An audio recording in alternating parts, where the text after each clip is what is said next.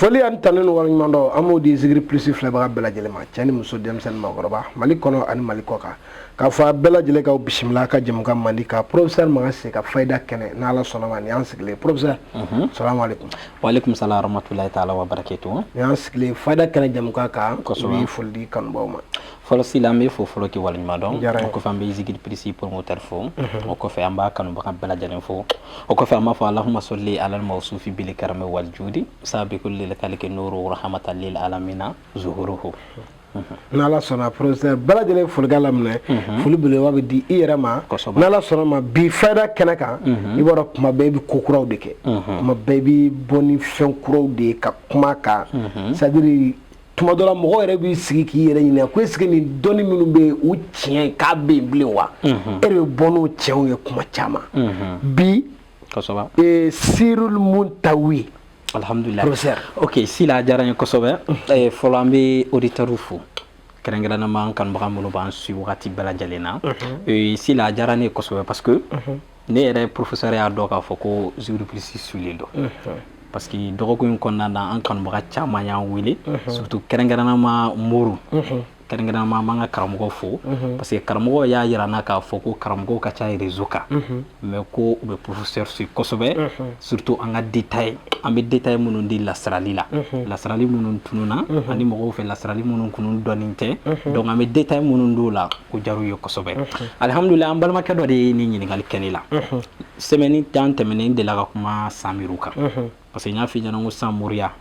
ani fɔlɔ moriya n'i y'a ta k'a lajɛ moriya yɛlɛmana parce que fɔlɔ mɔgɔ tun tɛ kɛ mori ye ten gansan fɔlɔ pour que i ka don moriya kɔnɔna na i bɛ taa sɔrɔ i tun bɛ lasarali kalan lasarali i bɛ don karamɔgɔ dɔ de la ko kadimiya kadimiya ye jumɛn ye i bɛ gɛrɛ karamɔgɔ dɔ de la karamɔgɔkɛ in tun bɛ i minɛ k'i don badingɛ dɔ kɔnɔ badingɛ ye jumɛn ye a tun bɛ lasarali taabolo yiri la k'i kalan ilimu dɔ la ilimu rufu n'o ye lasarali yɛrɛ arafu yɛrɛ dɔnni ye k'i kalan hindu la hindu kalannen kɔfɛ tuguni a bɛ don ni ilimul khatimu kɔnɔna na n'o ye kawatimu dɔnni i b'a dɔn ne y'a fɔ n ko kawatimu taabolo ka ca kawatimu kɛmɛ i n'a fɔ basaji c'est comme mɔgɔ n'i bɛ kalan na i bɛ taa sɔrɔ primaire b'a la deuxième b'a la fo lycée fo université bon o bɛ togoya min na fana o bɛ moriya la o togoya kelen na i bɛ taa sɔrɔ moriya la katimu dɔnni bɛ yen Sirul katimu i tun bɛ gɛrɛ karamɔgɔ la karamɔgɔ de tun bɛ kawatimu taabolo yiri la bon o kɔnɔna na ala tɔgɔ dɔw bɛ yen i bɛ taa sɔrɔ makaraju b'u la i n'a fɔ istikaraju b'u la i n'a fɔ talisamu dɔw bɛ yen bɔyɔrɔ b'u la sigicogo b'u la bon sisan n'i y'an ka moriya jateminɛ ala tɔgɔ dɔw bɛ yen olu yɛrɛ dɔnni i t'a kuma mɛn réseau kan c'est-à-dire i t'a mɛn mɔgɔw da tuguni i t'a mɛn hali karamɔgɔw da barokan na o kama alhamdulilayi la fois passée n kumana émission dɔ ka Samiru sira kan an bɛ foli ta fɔ Mopti Shoko Banko yɔrɔ ne y'ale tɔgɔ fɔ ayi jamana in bɛɛ kana siga la olu de tun ye lasirali cɛtigiw ye i tun bɛna sisan dɔrɔn n'u y'i don alhamdulilayi mɔden dɔ ye wele a ko ma ko professeur k'i da magara fɛn dɔ la Shoko Banko ka kuma la ko tiɲɛ yɛrɛ la a ko nin tiɲɛ parce que n ko a ma ko Shoko Banko ye cɛ o cɛ don kaliwa la n ko a bɛɛ ye fitinɛ minɛ fan bɛɛ a don an kumana n b'a fo k'a waleɲuman dɔn hali n'a fana tɛ fɛn dɔ kunna k'a fana bɛ taabolo dɔ dɔn donc alhamdulilayi bi an bɛna an da maga baro min na n'o ye Sirul Muntawi ye Sirul Muntawi n'i y'a jateminɛ ale ye ala tɔ kɔrɔba ye i b'a ye duwawu mun don mais i b'a ye a bɛ isumu caman na kɛrɛnkɛrɛnnama an bɛ gazali ta n'i ye gazali lajɛ ne ko n ko gazali ni moriden ye gazali dɔn dɔrɔn moriya ɲɛna n'i ye gazali faamu foyi tɛ kɛ gazali la k'i kamana bɛ gan bon Sirul Muntawi ale kɛrɛnkɛrɛnnama ani gazali bɛ taa siru mun don n'a ka di ye a fɔ ko abarahaniya don parce que lasirali siraw ka ca siraniya bɛ lasirali la abarahaniya bɛ lasirali la parce que professeur ko n ko i bɛ taa sɔrɔ karamɔgɔba caman bɛna taabolo faamuya na n'i ye gazali lajɛ sisan gazali ye bayitu 9 n'o ye bayitul kursi baitul nari baitul karami baitul turabi baitul kutubi baitul hawahi baitul lahu baitul mahu and baitul arshi donc ni iba la sani ni jate bela sisa gazali yɛrɛ bɛ ka boli nin de kɔnɔna na mana o gazali katimu na i bɛ taa sɔrɔ a musalasu dɔ bɛ n'u b'a wele ko hadakun o hadaku n'i y'o jate minɛ o de bɛ bɛn kɛmɛ ani 98 ma o kɛmɛ ani 98 ale kutubu i bɛ taa sɔrɔ Alahu de bɛ taa sigi a kutubu kɔnɔ Mori Kamalen bɛ tɛ ni katibu dɔn dɛ mais n'i y'a archi lajɛ i bɛ taa sɔrɔ kun de bɛ taa sigi archi kɔnɔ maintenant Sirul Muntawi ale caman ni Gazali bɛ taama ɲɔgɔn fɛ maintenant o Sirul Muntawi a bɛ mun de kɛ Sirul Muntawi ye siru ye siru mun bɛ yen n'a bɛ se ka taa haju bɛɛ karamɔgɔ dɔw yɛrɛ b'a kaliwa siraw dɔn ale da b'a ale bɛ na n'a ye ko barahutun barahiya ashiji min yanunu ani yanunun ya barhati abrahil mil kulli dahin naashin barhashin a bɛ fɔ nin kan de ma ko abarahaniya de bon i b'a dɔn n'i ye nin siru la sisan mɔgɔw b'a mɛn u t'a kɔrɔ dɔn bon moriya fana la ne y'a fɔ ka ala tɔgɔ ta tan ni gɔni a k'i laminɛ tan ni gɔni sila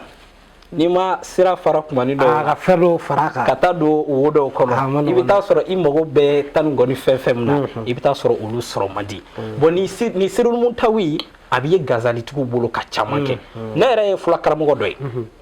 Alpha Umar